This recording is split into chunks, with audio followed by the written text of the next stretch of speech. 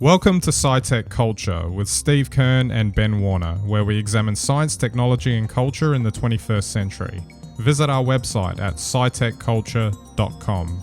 Hello and welcome to 2023. Happy New Year. Steve, welcome to 2023 and Happy New Year to you too. Thank you, Ben. Happy New Year's to you and Happy New Year to everyone else listening. Absolutely. It's good to be back for another year.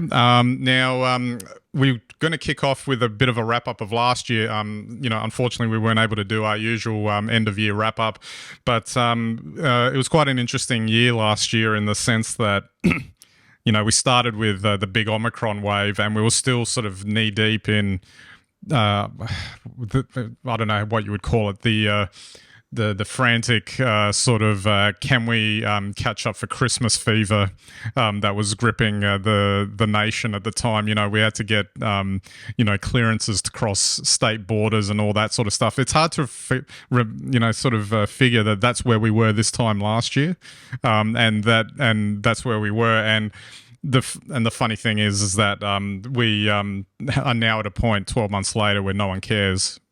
It's all just gone out the window and we're living with the virus. So I just find it funny, and it was a topic that we frequently came back to last year many times, and I just find it funny the progress of where we got to. Look, it's amazing that the world is the new normal now. It's certainly not like it used to be in 2019 and prior. It's a different place, but people certainly don't care about COVID anymore, and they didn't care about COVID in 2019 or 2018 or any time before that. So whatever the new normal is, and the world is a very different place, it's 2023. Quite a few episodes we talked about last year dealt with Apple, as we normally do. I'm not sure where I'm currently feeling about them at the moment as we go into this year. I hope they have a better year than last year. Maybe it was the whole supply chain issue thing that let them stall on some of their product strategy. I don't know. I just found it odd that after all these years, last year was the first year where buying the previous year's model was a better value than the stuff that they released last year. Maybe with a couple of exceptions, but I just thought that was odd. And was it, bad strategy on their part, or just whether it was, like I said, supply chain impacts? Who knows? But we'll see what happens this year. There's talk of a headset coming. I still find that odd. I just don't. It's not very Apple-like putting like a big thing on your head. But who knows? Well, the only thing I'll add to that is in 2022, I clocked up a year with the iPhone 13, and I'm very underwhelmed. Still. Yeah. It's come to a boring place. It has, and yet you've got the M1, which is a fantastic piece, or the M2 now. That range is fantastic, absolutely sensational piece of hardware. I should say, just to close this minor story out, that now the online chatter is like shifted towards, what have the M series processors done for me lately? It wasn't enough that they were such a quantum leap forward 2 years ago, but because the M2 only had 15% improvement, it was a disappointment. Well, tough times when you can't get excited about hardware that is amazing, and yet you still run around probably loving your iPhone, which I can't. Absolutely. We also covered a bit of climate change and sustainability, population problems, battery tech. Then there's, other like science innovations like NASA hitting asteroids and successfully and all that sort of thing. It'll be, I think, something that we'll probably continue to talk about this year, because it's just not something that's going to be going away anytime soon because of the nature of the types of weather we've had in Australia in the last 12 months. I think it's become forefront of mind for a lot of people. I just hope that it doesn't disappear again, a bit like what happened in the 2000s when there was year after year after year of drought, and then climate change got onto everyone's radar. And then we started getting a few years of rain, and then it disappeared along with the change of government. Well, yeah, exactly. But interestingly, I think if you look, with COVID and some of the global, ramifications of COVID, of COVID. I think, the world is changing now for a whole variety of reasons. And I think we're starting actually to move very strongly to, I guess, try and ameliorate climate change. So let's just hope that keeps going. I don't expect it to slow down, and certainly the pace is picking up. Yeah, absolutely. And I think there was a lot of encouraging signs that the market was starting to really jump into this now, as opposed to, waiting for a government to pass a regulation. That's right. But of course, prior to probably, March last year, there was a lot of cash around to invest in these things. Not so much anymore. Absolutely. And just to round out our 2022 topics, which neatly dovetails into today's topic anyway. It's to do with, say, pop culture decline. We actually covered that a couple of times last year. The idea that movies in general aren't what they used to be. They're retreads or copies of older movies, and I singled out the Batman as a good example of that. Avatar 2 that's come out, I haven't seen it, and I already know that it's just the same experience as the first one, just 13 years later with some cooler images probably. Do you know, has it been a box office success? Of course it has. So we're going to get 3, 4, 5, 6, 7. James Cameron's already come out and said that he's going to be, devoting probably the rest of his career to it. Look, good luck to him, but I don't think it's anything new. Jeez, he's so talented. Couldn't he make better movies? But maybe he's trapped by the old franchise thing that's enveloped Hollywood now, which is you don't invest in new IP effectively. So I guess he's lucky to have that he created that 13 years ago.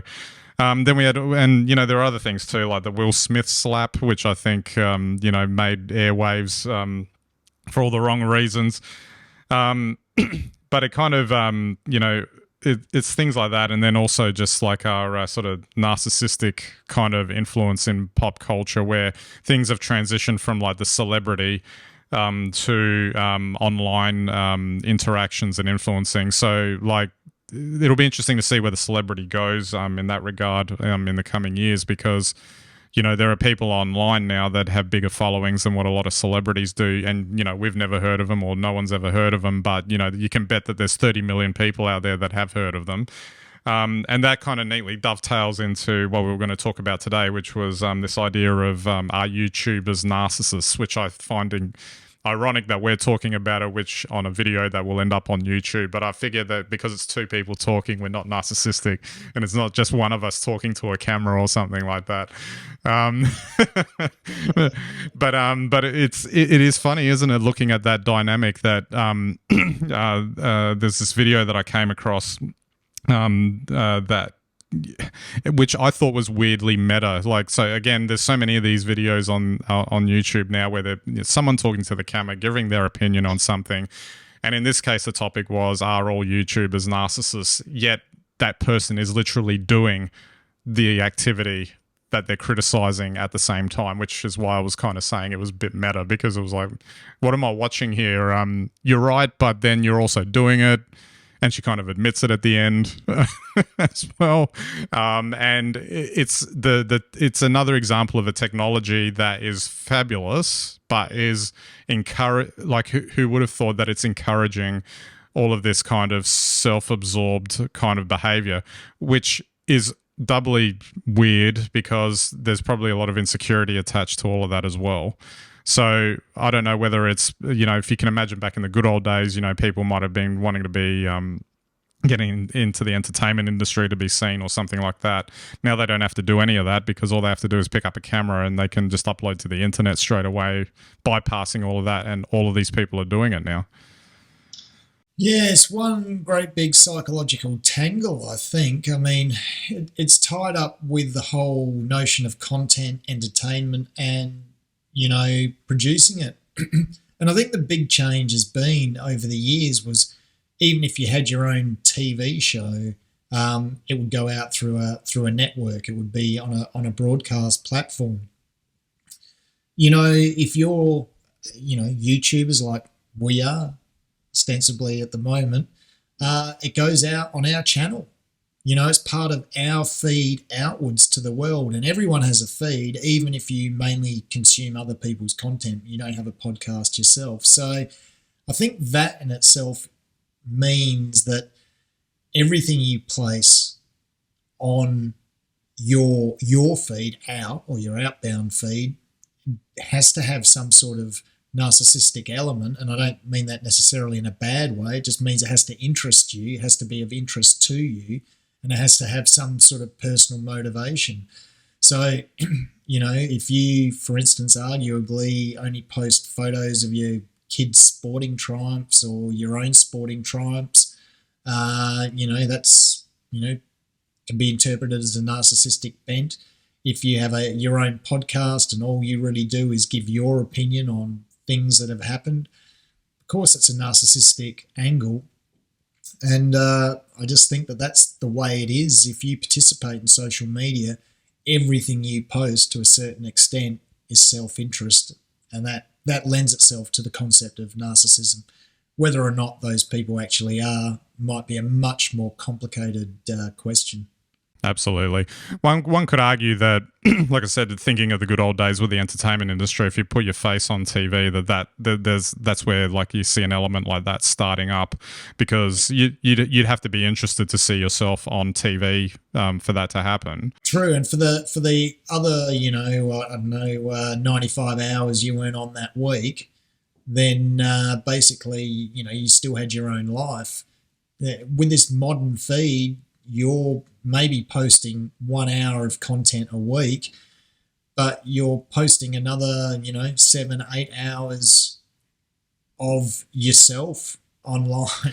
Well, I was going to say that another big difference, apart from someone's choosing to put you on TV for a certain amount of time, you also don't necessarily have to edit yourself or watch yourself at all, because somebody else is doing that for you. Whereas as a YouTuber, unless you're a rich outfit, we've seen those studio guys before that have got like the huge setups or whatever. If you're just doing it at home and you've got a good following and you're just doing it yourself, you're actually not only just recording yourself, you're having to watch yourself for hours on end to do the edit.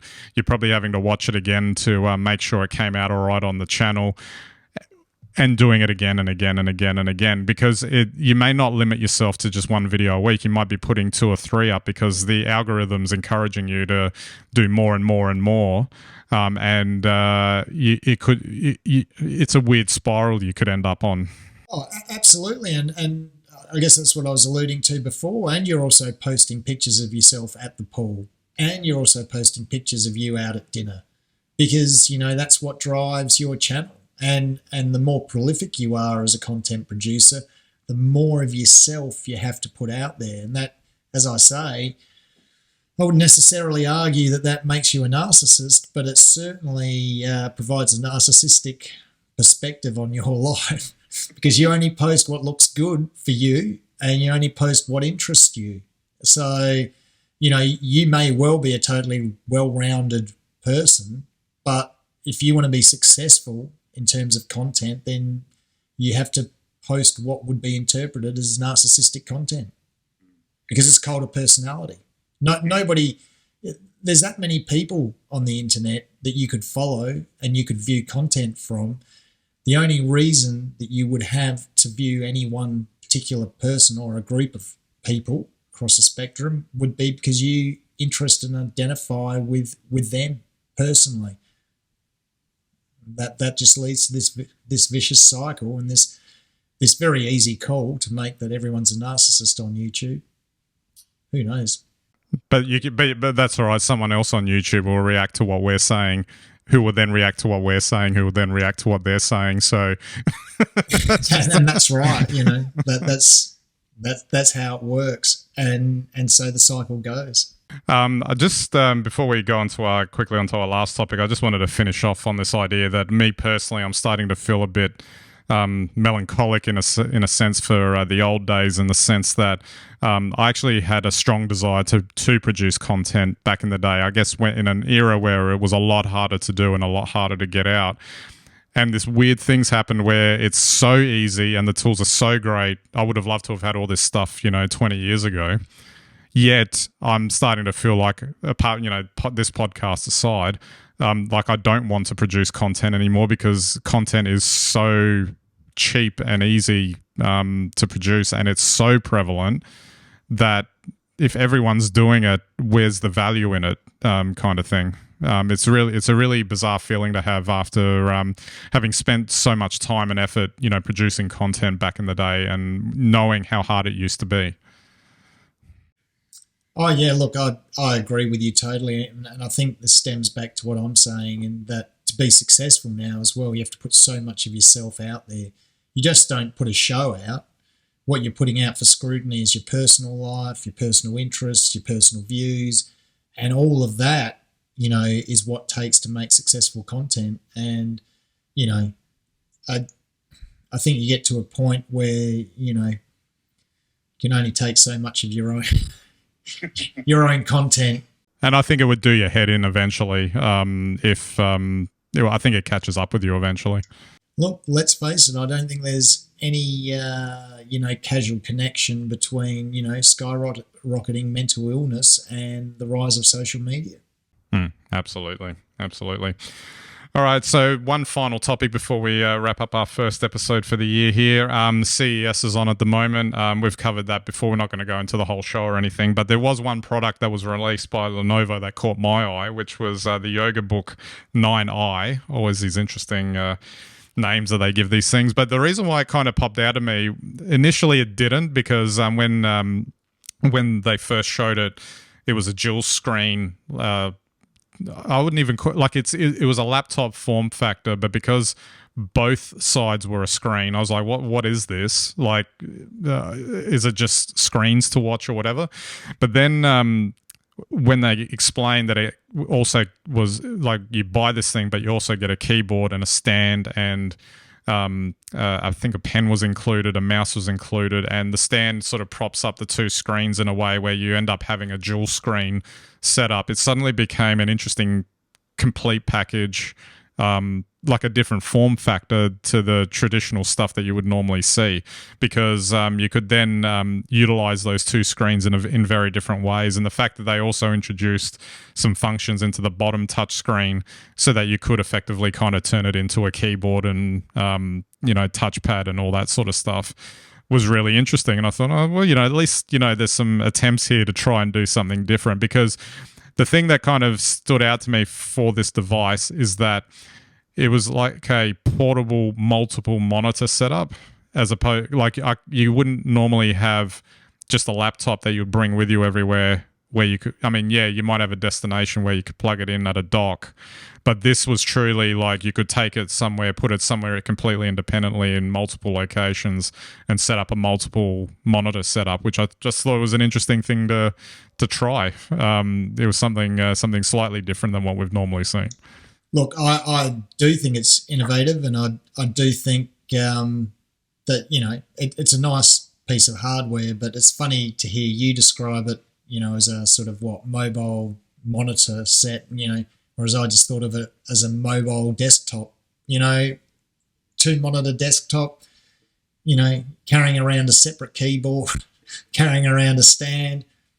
Look, I think these things are nice, and I think there are use cases for them. As I was saying to you before, Ben, my friend got his flip phone out the other day, and we were able to all view it. The group of us there were able to view it all with ease, and you realise you can share and see things on a bigger screen. And I think this Lenovo does that really well, and I think it's got a use case for some people, so good on them.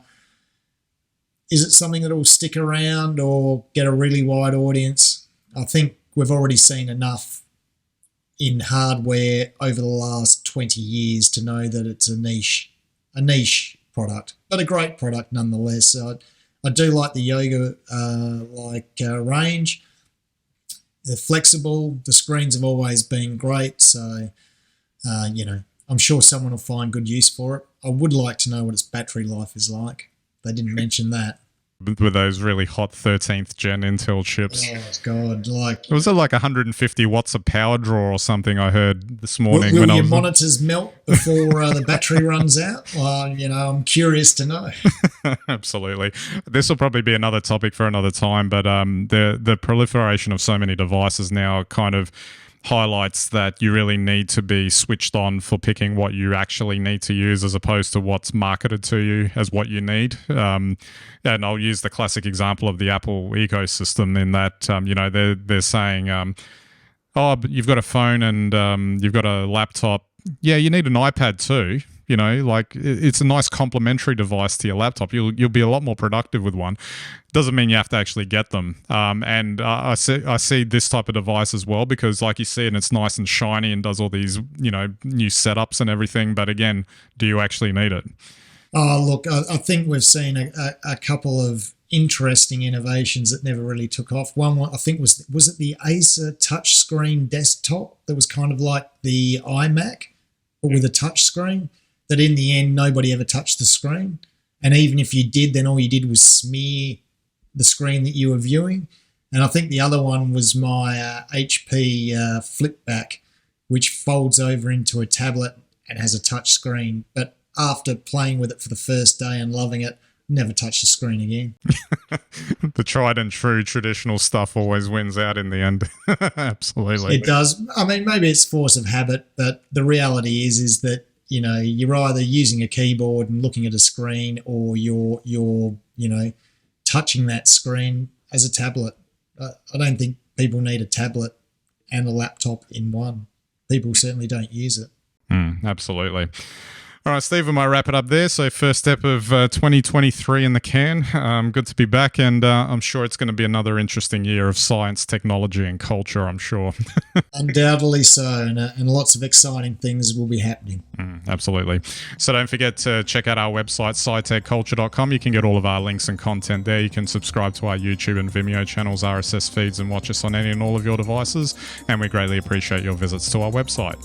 All right, so that's it for this episode. We'll catch you next time.